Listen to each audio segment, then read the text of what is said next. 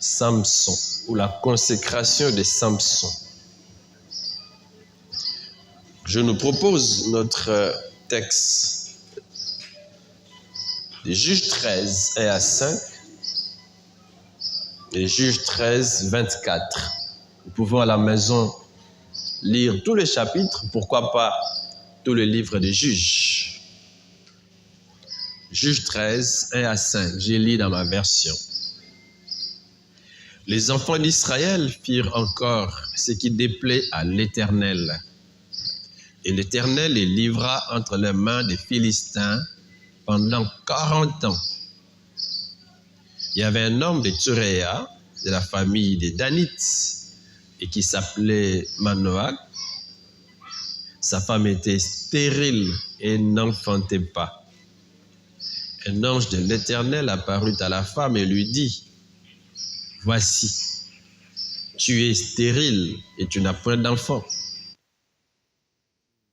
Tu seras enceinte et tu enfanteras un fils.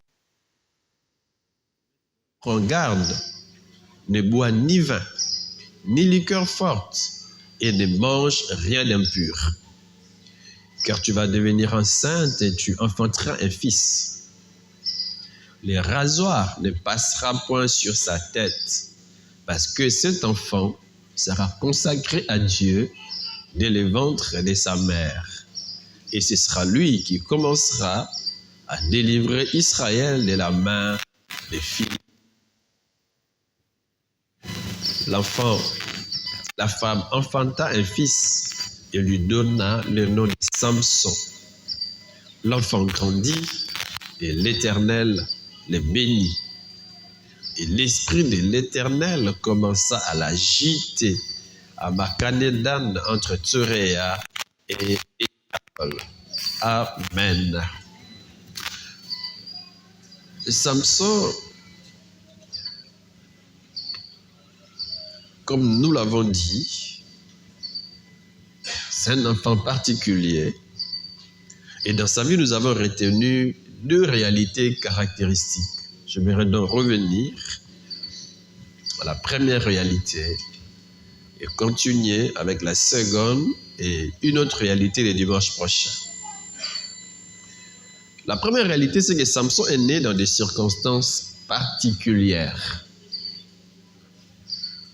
3 en particulier. Le premier élément, ou la première circonstance qui a entouré sa vie, c'est qu'il est né pendant une période de grande attente. Grande attente. La mère de Samson était stérile, vous l'avez remarqué, pendant la lecture. Elle et son mari avaient leur regard tourné vers Dieu. De manière claire, on ne le dit pas ici, mais si nous lisons ces textes, nous allons comprendre que ce sont des gens qui s'attendaient à Dieu. Ils priaient, ils cherchaient le Seigneur. Seigneur, agis. Seigneur, manifeste-toi. Puis un jour, ils vont recevoir une bonne nouvelle. Que la femme de Manoach deviendra enceinte et enfantera un fils. Un fils. C'est au verset 5 que ces paroles sont dites. Et je préfère relire ce texte dans une autre version qui dit « Je sais que tu n'as pas d'enfant. Je sais. Parce que tu ne peux en avoir. Pourtant, tu vas être enceinte et tu mettras au monde un fils. » Ce sont là les paroles de l'ange auprès de la femme de Manoach, qui deviendra plus tard la mère de Samson.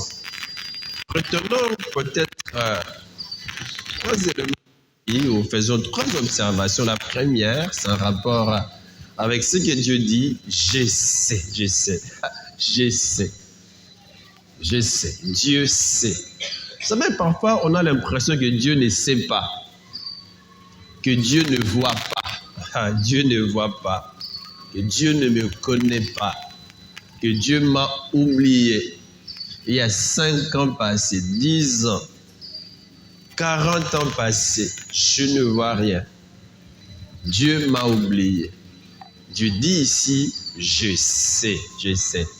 Mes frères, Dieu sait et Dieu voit. Il sait. Amen. Il n'ignore rien de ce qui concerne ses enfants. Il contrôle tout. Contrôle tout et il voit. Et deuxième observation, c'est une réalité, n'est-ce pas, qui était devant la mère de Samson. Une réalité. Dieu dit, tu n'as pas d'enfant. Je sais que tu n'as pas d'enfant. Une réalité devant elle, elle n'avait pas d'enfant. Elle n'avait pas d'enfant. Tu n'as pas d'enfant. Une réalité. Et l'ange ajoute,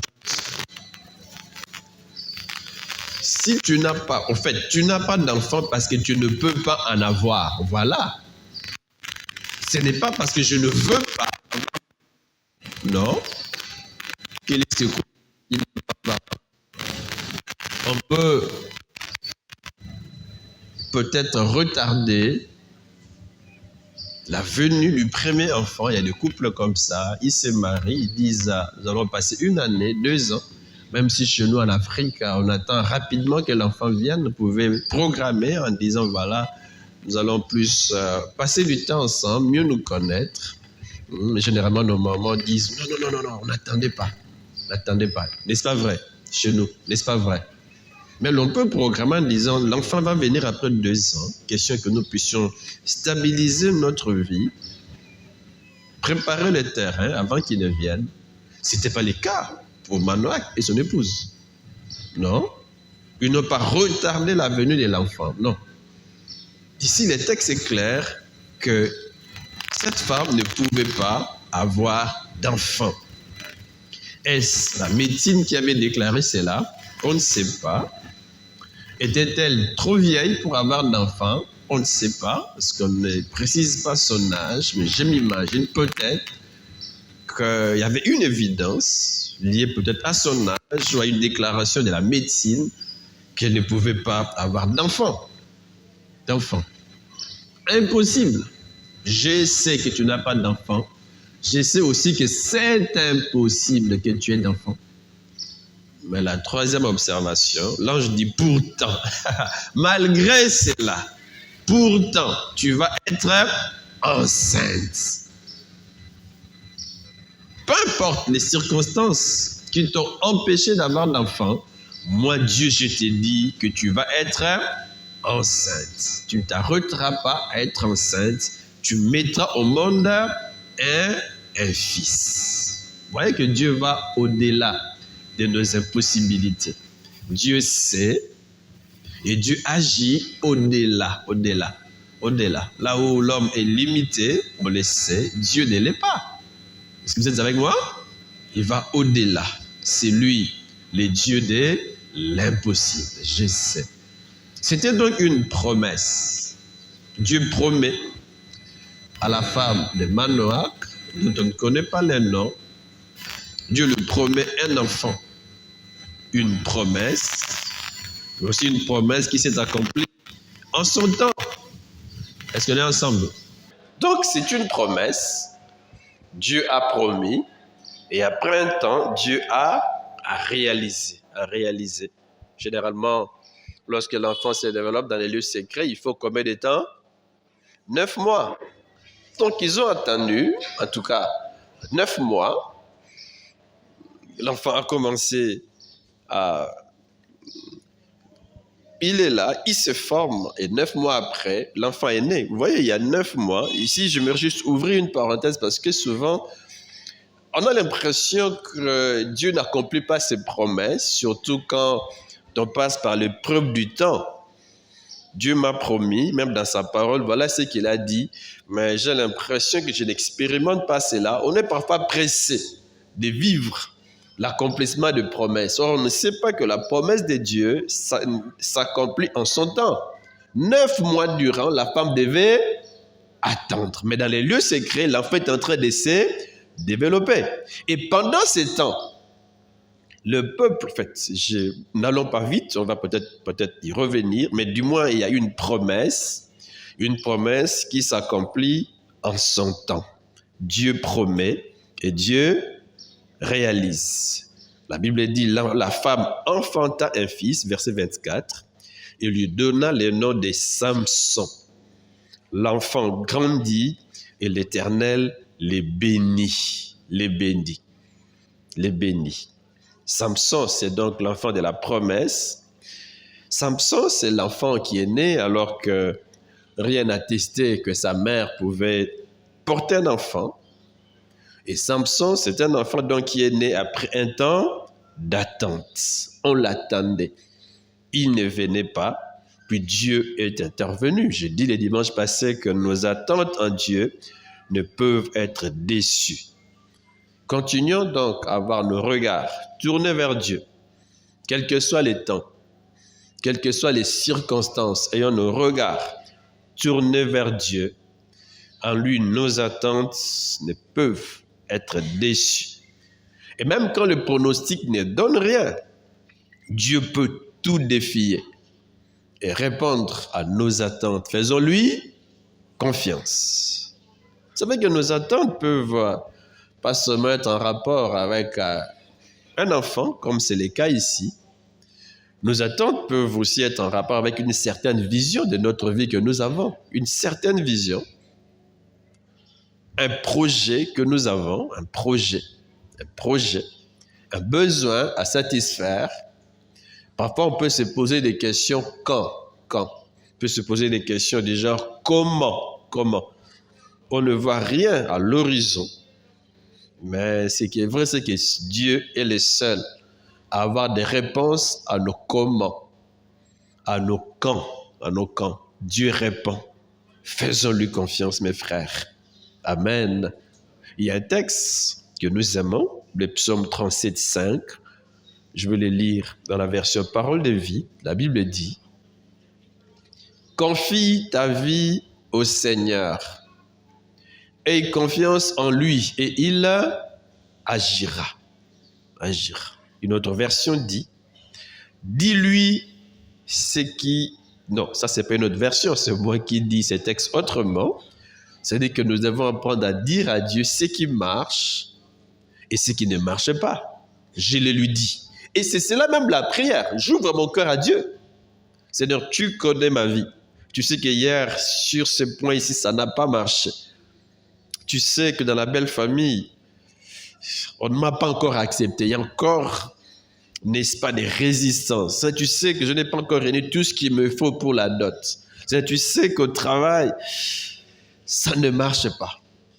Ici, ça a marché. Là-bas, ça n'a pas marché. Et je ne sais quoi faire. Je suis un peu désaxé. Mon cœur est troublé. Je ne sais pas. Sinon, il y a une situation difficile devant moi. Je lui dis ce qui marche et ce qui ne marche pas. Confie ta vie. Laisse-les sous sa direction, sous sa protection. Confie ta vie. Confie ta vie. Est-ce que vous me suivez? Confie ta vie. Crois qu'il est avec toi. Ça, c'est important. Parfois, on ne croit pas que Dieu est avec moi. Que Dieu est avec toi. Tu ne crois pas. Que Dieu te connaît. Que Dieu t'aime. Que Dieu marche avec toi. Crois qu'il est avec toi. Et crois qu'il te conduira au bon port. Intéressant. Je ne sais pas comment, mais je sais que Dieu me conduira au bon port. Je sais que peu importe les vents, Dieu agira. Dieu agira. Amen. Confie ta vie. Une autre version dit, remets ta vie au Seigneur. Remets ta vie. Prends-la pour toi. Compte sur lui. Et il fera les nécessaires. Alléluia. Il fera les nécessaires. Il agira. Il y a une promesse. C'est aussi une assurance. Dieu dit, j'agirai. Je ferai le nécessaire. Je prendrai soin de toi. Amen. Après un temps d'attente, Dieu est intervenu. Dieu agit. Est-ce que vous avez des attentes ce matin? Regardez à Dieu. Amen. Une deuxième réalité, dans la vie de Samson, je dis qu'il y a deux grandes réalités dans sa vie. La première, c'est qu'il est né dans des circonstances particulières. Ces circonstances particulières, la première, c'est qu'il est né pendant, n'est-ce pas, une période de grande attente. Deuxièmement, il est né pendant un temps de servitude d'Israël. Une circonstance difficile par rapport à ses parents d'abord et maintenant par rapport à la nation. Un temps difficile, Israël est sous la servitude des Philistins. Vous savez, les Philistins étaient un peuple fort, un peuple ennemi bien organisé. Et autour d'Israël, il n'y avait pas que les Philistins. Il y avait plusieurs grandes nations, je vous en parlerai tout à l'heure, je les citerai.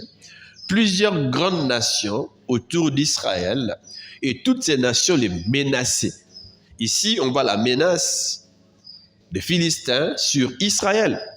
Israël est sous domination philistine. Et il faut le noter, on l'a pas relevé les dimanches passés, que le problème ne venait pas de Dieu. Dieu n'était pas forcément la source des malheurs d'Israël. Lisez le verset 1 des Juges 13. Je relis ces textes dans la version Jérusalem. Les Israélites recommencèrent à faire ce qui est mal aux yeux de Yahvé. Ils ont recommencé. Il y avait comme un cycle. Ils tombent, ils se relèvent. Ils s'attachent à Dieu, ils le rejettent. Un cycle. Et ici, ils le recommencent à faire ce qui est mal aux yeux de Dieu. Et Yahvé les livra aux mains des Philistins. Qui a livré Israël entre les mains des Philistins? Dieu lui-même. Dieu. Pendant 40 ans. Il y en a ici qui n'ont pas encore 40 ans. Donc, depuis votre naissance, Israël est dominé par ce grand peuple, le Philistin, pendant 40 ans. J'ai dit, le problème, ce n'était pas Dieu, mais c'était Israël qui recommençait de temps en temps, n'est-ce pas, à faire ce qui est mal aux yeux de Dieu. Les Israélites avaient développé une mauvaise habitude de faire ce qui est mal aux yeux de Dieu. Ici, on ne précise pas de quel mal il s'agit, il n'y a pas de précision, mais de manière générale, on sait qu'Israël tombait dans l'idolâtrie. Et Israël coulait dans les moules des autres nations. Il faisait comme les autres nations. Est-ce que vous me suivez? Et tout le livre des Juges démontre cela. Il y a un texte en particulier, Juges 10, verset 6. Il y a plusieurs textes, si vous voulez noter, Juges 2, 11, Juges 3, 7, Juges 4, 1, Juges 4, 1, Juges 3, 7, Juges 2, 11. Mais de manière particulière, on pouvait s'ajouter Juges 6, 1. Et de manière particulière, nous lirons Juges 10, 6. La Bible dit, les enfants d'Israël firent encore ce qui déplaît à l'Éternel. J'ai dit qu'il y avait un cycle. Ils servirent les Baals, c'est au pluriel. Si vous êtes là, vous l'avez certainement remarqué. Ils servirent les Baals et les Astartés, les dieux des Syrie. Vous voyez les nations autour d'Israël, on dit les dieux des Syrie, les dieux des Sidon, les dieux de Moab, les dieux des fils d'Ammon et les dieux des Philistins. Et ils abandonnèrent l'Éternel et ne les servirent plus. Vous voyez, mes frères, ils abandonnent Dieu. Ils ne servent plus l'Éternel. Au contraire, ils servent les dieux païens, les dieux des Cananéens, les dieux de peuples autour de lui. De manière particulière, on parle des Baals et des Astartés. Baal, on dit c'est les dieux de la foudre, c'est les dieux du climat, les dieux de la pluie, les dieux de la guerre, les dieux de la fertilité. Je ne sais pas s'ils enviaient ce peuple, peut-être, certainement. Ils enviaient leur bravoure, leur grande armée, peut-être, leur forte économie, peut-être. Et ils veulent servir les dieux de ce peuple. Mais qu'est-ce qu'il gagnait en servant Baal? Ils veulent être forts, peut-être avoir une grande armée, parce qu'Israël n'avait pas une grande armée. Ils invoquent les dieux de la guerre, les dieux païens. Ils invoquent Astarté, une déesse de la fécondité. On veut être fécond peut-être, on veut aller de l'avant, on veut être fort, alors on s'attache à ces divinités païennes. On oublie Dieu, on ne veut plus les servir. Et les cultes de ces dieux, surtout d'Astarté, étaient associés aux orgies.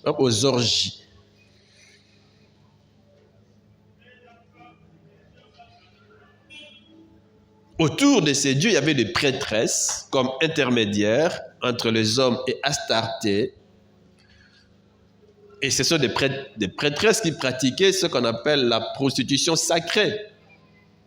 Vous voulez être béni, mais venez dans les temples d'Astarté. Vous couchez avec tous ces prophètes, toutes ces prophétesses pour être béni, pour avoir des affaires florissantes, pour être fort sur tous les plans. Vous voyez, tout est associé à l'immoralité, et Israël aime ces choses. Mais en retour, il ne gagne rien. Est-ce que vous êtes avec moi? Un peuple consacré à Dieu, mais qui abandonne les principes de la consécration pour se conformer au monde. Et Dieu n'est pas content. Dans Deutéronome 7, 1 à 11, notre texte que nous avons commencé à exploiter toute cette année, notre texte de base, Deutéronome 7, 1 à 11, là on voit comment Israël est un peuple consacré à Dieu. Et Dieu le met devant ses responsabilités. Il y en a 3 de manière particulière. Dieu lui dit, il ne faut pas qu'il y ait de compromis avec les nations. Verset 2, verset 3 de Deutéronome 7. Pas de compromis avec ces nations. Ne vivez pas comme eux. Ne vous mariez pas avec leurs filles. Et ne donnez pas vos filles à leurs fils. Pas de compromission. Soyez différents de ces peuples. Deuxième, n'est-ce pas, responsabilité d'Israël. Dieu dit, pas d'imitation de l'idolâtrie de ces peuples. N'adorez pas les dieux de ces peuples. Dieu était clair. Troisième responsabilité, Dieu dit à Israël, vous devez observer mes commandements. Deutéronome 7. Mais Israël ne s'est pas conformé à ces principes. Et comme conséquence, Dieu l'a livré entre les mains de ses ennemis. Est-ce que vous me suivez? J'ai dit qu'ils ont développé une mauvaise habitude. Ils ont imité le monde. Et les mauvaises habitudes, mes frères, comme dans les cas des enfants d'Israël, ne nous aident pas pendant notre vie sur la terre. Et même en tant qu'enfants de Dieu,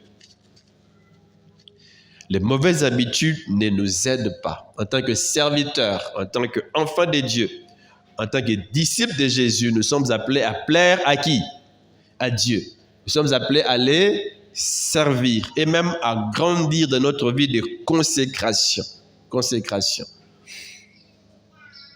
Souvent, on a cette tendance à vivre comme le monde, à le copier. Faisons attention. Nous ne sommes pas comme tous les autres hommes. Nous sommes un peuple consacré à qui? À Dieu.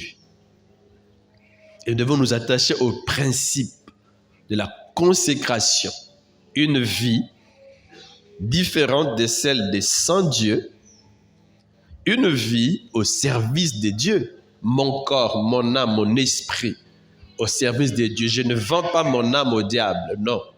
Mon âme, c'est au service de qui? De Dieu. Je ne fais pas n'importe quoi avec mon corps. Mon corps, c'est pour qui? C'est pour Dieu. Je ne fais pas n'importe quoi avec mes avoirs. Ce n'est pas pour le plaisir personnel. Ce n'est pas, n'est-ce pas, pour faire avancer le royaume de l'ennemi. Mon argent, mes avoirs, c'est pour la gloire de Dieu et c'est à son service. Je suis consacré à Dieu. Je ne développe pas de mauvaises habitudes. Alors je me pose quelques questions. Est-ce que ma vie aujourd'hui plaît à Dieu? Si oui, gloire à Dieu. Gloire à Dieu. Sinon, c'est important que nous puissions lui demander son aide. Deuxième question, est-ce qu'aujourd'hui je sers le Seigneur? Israël servait Dieu avant, mais après, il a commencé à servir des idoles, les Baals et les Astartés. Est-ce que je sers Dieu aujourd'hui? Peut-être que hier, je les servais avec tout ce que j'ai su, avec tout ce que j'ai. Est-ce que je continue à les servir aujourd'hui? Je les sers où? Je les sers comment?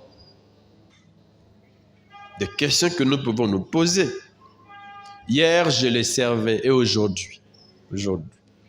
Troisième question, n'ai-je pas développé de mauvaises habitudes à moi? De mauvaises habitudes, de mauvais réflexes. De mauvaises pensées. De mauvaises motivations. Mon cœur n'est plus tourné vers Dieu, mais vers le monde. Que chacun de nous s'examine. Quatrième, peut-être dernière question. N'ai-je pas copié les païens? Ah, voilà. Est-ce que je ne vis pas comme les païens? Chez les païens, c'est normal de vivre comme copains et copines. Comme on dit, qui chérit. Hein? C'est normal. Mais quand on est chrétien, est-ce que c'est normal? Non. Ce n'est pas normal. Si je vis dans ce sens, c'est que j'ai copié les païens. Chez les païens, c'est normal de tricher à l'école, de corrompre, de vivre de la corruption, de vivre du vol. C'est normal. C'est normal que l'on corrompe, que l'on vole, que l'on triche. On trouve même que c'est cela l'intelligence. C'est normal qu'on empoisonne les autres. C'est normal qu'on vive ce qu'on appelle la réaction de neutralisation en chimie. Ôte-toi de là que je m'y mette. C'est normal dans le monde. Mais en Christ, non. Si l'on veut vivre comme le monde, donc on copie le monde et on s'écarte de la consécration. Est-ce que vous me suivez? Dans le monde, c'est cela. Mais les chrétiens ne vivent pas dans le monde. Et les chrétiens, en fait, ils ne vivent pas selon le monde. Les chrétiens ne copient pas le monde. Amen. Très important. N'ai-je pas copié les païens dans leur style de vie? Posons-nous cette question. Parfois, nous oublions que nous sommes un peuple à part, que nous avons été lavés, que nous avons été mis à part. Ça, c'est ce que Dieu a fait de nous. Dieu t'a déjà lavé. Dieu t'a déjà mis à part. Même si tu as l'impression que rien n'a changé sur le plan extérieur, mais tu n'es plus ce que tu étais avant de connaître Jésus. Dieu t'a lavé.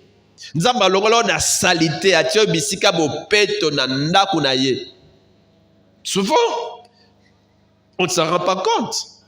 On croit qu'on est comme tous les autres. Non, on n'est pas comme tous les autres. D'ailleurs, nous vivons dans deux royaumes différents.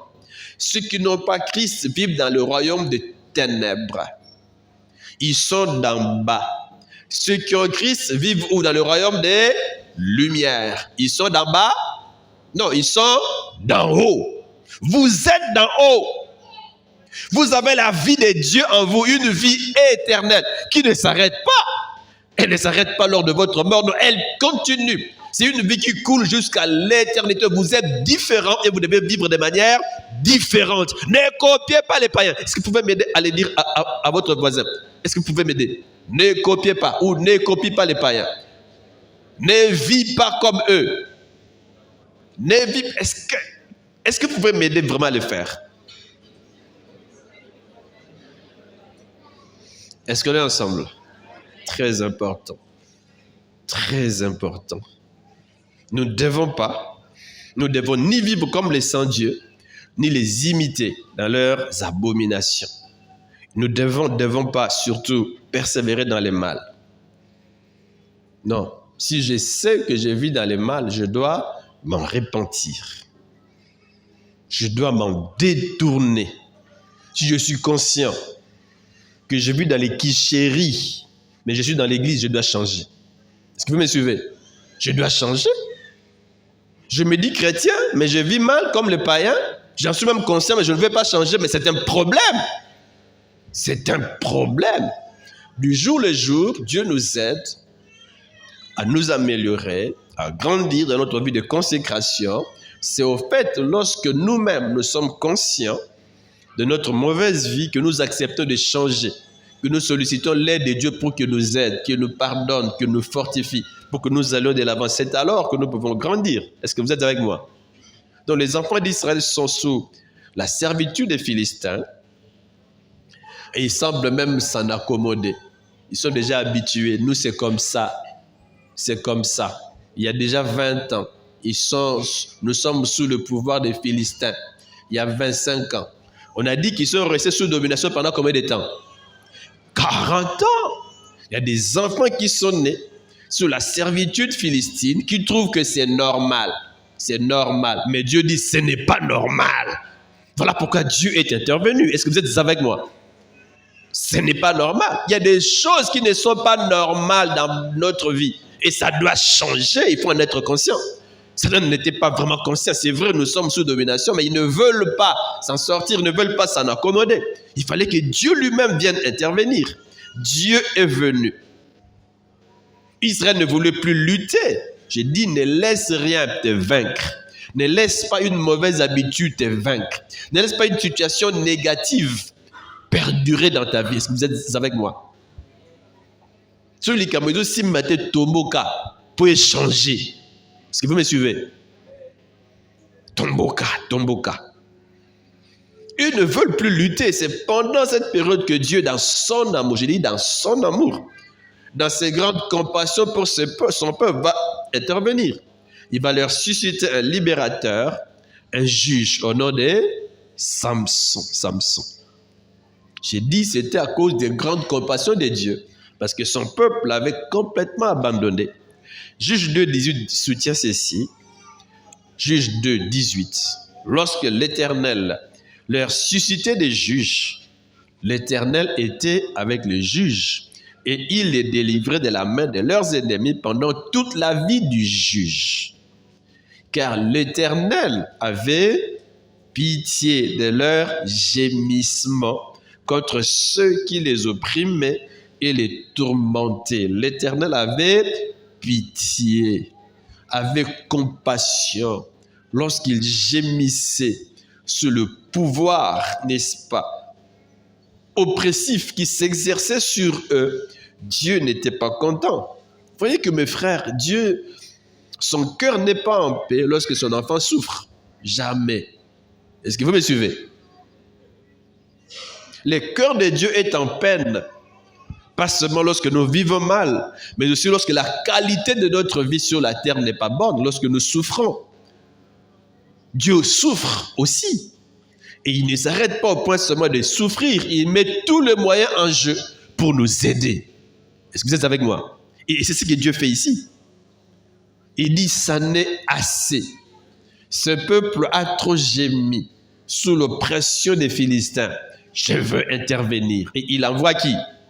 Samson. Et si Dieu l'envoie, j'ai dit, ce n'est pas à cause des bonnes œuvres de ce peuple. Ce peuple agissait mal. C'est à cause de ces grandes compassions que Dieu intervient. On voit que dans nos vies, mes frères, ce que Dieu fait, ce n'est pas à cause de nos bonnes œuvres. Ce n'est pas à cause de nos œuvres de justice. Mais c'est à cause de quoi? De ses compassions. Amen. Samson était donc ces libérateurs que Dieu a suscité au milieu des enfants d'Israël. Et c'est pendant 20 ans qu'il a travaillé parmi eux. Pendant 20 ans. Généralement, on a l'impression que sa vie était courte ou sa mission n'a duré que quelques temps, puisqu'on met souvent l'accent sur sa chute. Mais on ne voit pas qu'il a dirigé pendant 20 ans une seule personne contre une grande armée. Pendant 20 ans, Samson était le libérateur d'Israël. Et l'impact de son ministère, l'impact de son travail se voit dans la façon dont les Philistins décrivaient son action contre eux. C'est vrai qu'il y a des éléments que l'on peut relever, mais il y a un résumé dans Juge 16, 24. Les Philistins, lorsqu'ils parlaient, n'est-ce pas, de Samson, voyez ce qu'ils disaient. C'est lui qui ravageait notre pays.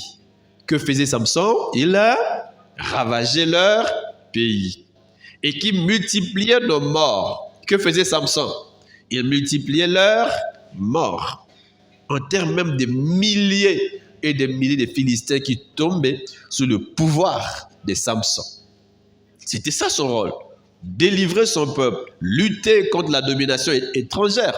Et la force ici, c'est mesuré, ou l'impact, c'est mesuré au nombre de morts. Ici, ils disent, ils multipliaient nos morts. Je suis dans la version Semeur. La version Semeur dit, c'est lui qui a fait tant de victimes parmi nous. C'est Samson. A fait tant de victimes parmi nous. Dans la version courante, on dit, alors, lorsque les Philistins s'adressent à Samson, il l'appelle le fléau de notre nation. C'est lui qui décimait notre population. Ça me rappelle un peu un chef cruel, un chef barbare qu'on appelait le fléau des dieux. Il était cruel au IVe siècle. Il était cruel. Il ravageait tout. Il détruisait notre nation devant lui. Un roi barbare, puissant, on l'appelait le fléau des dieux. Tout le monde le craignait. Et c'est un peu l'expression, en guillemets, empruntée par ces gens. Il l'appelle le fléau de notre nation, le fléau. On voit que son impact était réel. Ça a attiré mon attention. J'ai dit, Seigneur, aide-moi, que ma vie ait un impact autour de moi, à l'église, dans ma famille et partout, que j'ai un grand impact. Que cela soit notre prière à tous. Que Dieu nous aide pour que notre ministère, pour que nos actes posés aient un grand impact.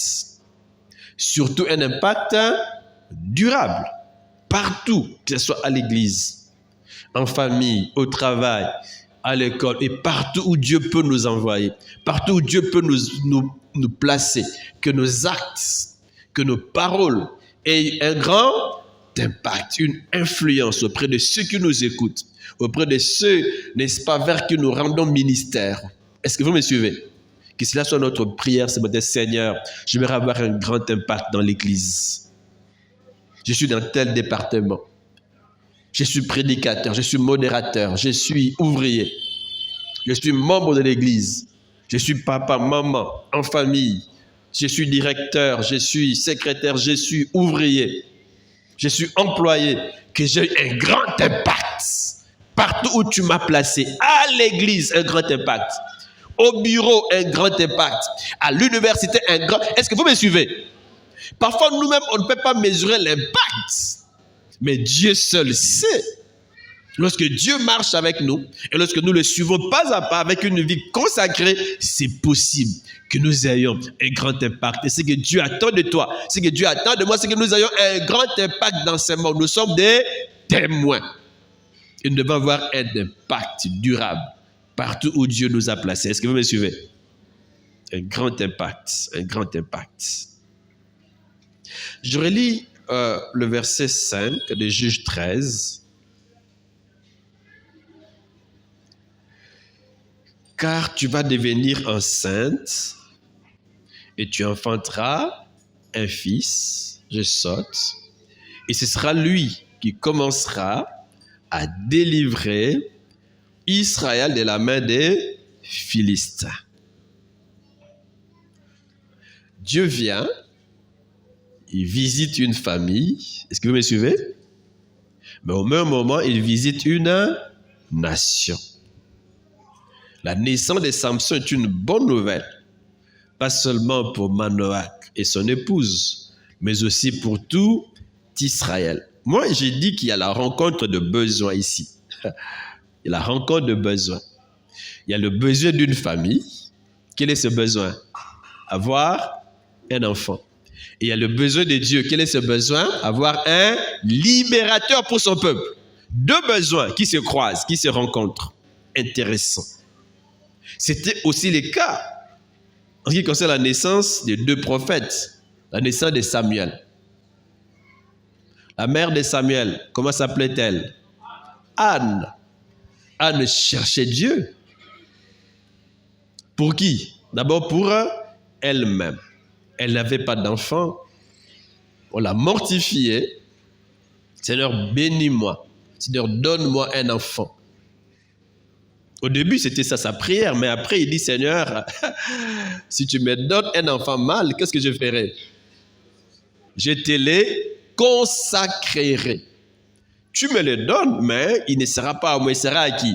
À toi, la rencontre de deux besoins. Au même moment, Dieu avait besoin d'un homme à la place d'Élie. On dit qu'à l'époque, la parole de l'Éternel était rare. Dieu n'avait plus de bouche. Ah, vous voyez? Dieu veut parler à son peuple, mais il n'a pas de bouche. Parce que Dieu utilise toujours des hommes. Si les hommes se mettent à sa disposition, Dieu agira. Si tu te mets à la disposition de Dieu, Dieu bénira. Dieu parlera, Dieu sauvera les hommes. Dieu passe par les hommes. Il passe par toi, il passe par moi pour bénir et pour sauver. Est-ce que vous êtes avec moi? Intéressant. Dieu veut parler, mais il n'a pas de bouche. Dieu a un problème, mes frères. Il arrive que Dieu ait des problèmes, des préoccupations. Dieu veut agir, mais il agit par la main de quelqu'un. Anne a besoin d'un enfant, Dieu a besoin d'une bouche. Et les deux besoins se rencontrent. Anne est bénie, Israël aussi est béni. Anne a un enfant du nom de Samuel et Dieu a un prophète du nom de Samuel. La rencontre de besoins. Intéressant. Est-ce que vous me suivez? C'est alors que Dieu a commencé à parler. Deuxième cas, le prophète Jean-Baptiste. On a Zacharie et Élisabeth qui ont besoin d'un enfant. Ils ont vieilli. Toute leur jeunesse, ils ont cherché Dieu. Mais mes frères, sans résultat. Il est arrivé un moment où Dieu avait besoin qu'une lumière s'élève au milieu d'Israël. Est-ce que vous me suivez? Une lumière. Bientôt le Messie va naître. Or le Messie, avant qu'il ne naisse, il faut qu'il y ait un précurseur. Il faut qu'il y ait quelqu'un pour annoncer cela. Le prophète l'ont dit. Cette parole veut se réaliser et Dieu vient. Il y a ce couple qui a besoin d'enfants, mais il y a aussi Dieu qui a besoin d'un homme. Voilà comment Jean-Baptiste est né. Il est né pendant une période. Au fait, Israël vient de sortir, comme on dit, pendant une période de silence. Dieu ne parlait plus. Il n'y avait plus de prophètes pendant plusieurs siècles. Est-ce que vous me suivez? Israël sort d'un temps de silence. On dit silence prophétique. Dieu n'envoyait plus de prophètes. Quelque temps donc avant que Jean-Baptiste ne naisse, avant que Matthieu ne commence, si vous voulez, avant que Jésus ne naisse. C'est un temps de silence pendant 2 siècles. Pas de prophètes. Et les choses commencent à revenir petit à petit. On voit comment les gens sont dans les temples pour prier, n'est-ce pas? Pour chercher Dieu. En fait, Dieu, le peuple commence à revenir à Dieu. Et Dieu a besoin d'un homme pour précéder, pour venir avant que Jésus ne naisse. Et cet homme, c'est Jean-Baptiste. Il y a un besoin pour cette famille, Zacharie, Élisabeth, mais Dieu aussi a un besoin. Il faut qu'un prophète vienne pour préparer la naissance, la venue du Messie, la rencontre des besoins. Très intéressant. Si vos besoins rencontrent ceux de Dieu, vous expérimenterez sa gloire et l'exaucement. Est-ce que vous me suivez? Ça, c'est important de les noter. Dieu déploie sa gloire dans la vie de ceux dont le besoin ou la vision rencontre ceux ou celles de Dieu. Intéressant. Si vous vivez pour Dieu, pour la gloire de Dieu, Dieu agira en votre faveur. Si votre vie, tout ce que vous êtes, contribue à l'avancement du plan de Dieu, Dieu agira pour que vos besoins soient comblés. Est-ce que vous me suivez? Si vous êtes la réponse aux problèmes de Dieu, Dieu sera la réponse à vos problèmes. C'est là où la Bible dit, cherchez premièrement quoi? Le royaume des cieux et sa justice. Et après, et toutes ces choses vous seront données par dessus, par surcroît. Ah, voilà. Soit la réponse aux besoins de Dieu, soit la réponse aux problèmes de Dieu, soit la solution de Dieu pour son royaume, pour le salut des hommes, pour que son œuvre avance, pour que des milliers de gens les connaissent, s'affermissent dans leur foi, connaissent Dieu. Et Dieu va satisfaire vos cœurs. Est-ce que vous êtes avec moi? Très important. Samson est né pendant un temps d'attente. Dieu répond à nos attentes. Samson est né pendant un temps difficile. Le peuple sous domination philistine, mais Dieu est intervenu parce qu'il intervient toujours dans la vie de ses enfants. Amen. Nous continuerons le dimanche prochain. Est-ce qu'on peut prier le Seigneur?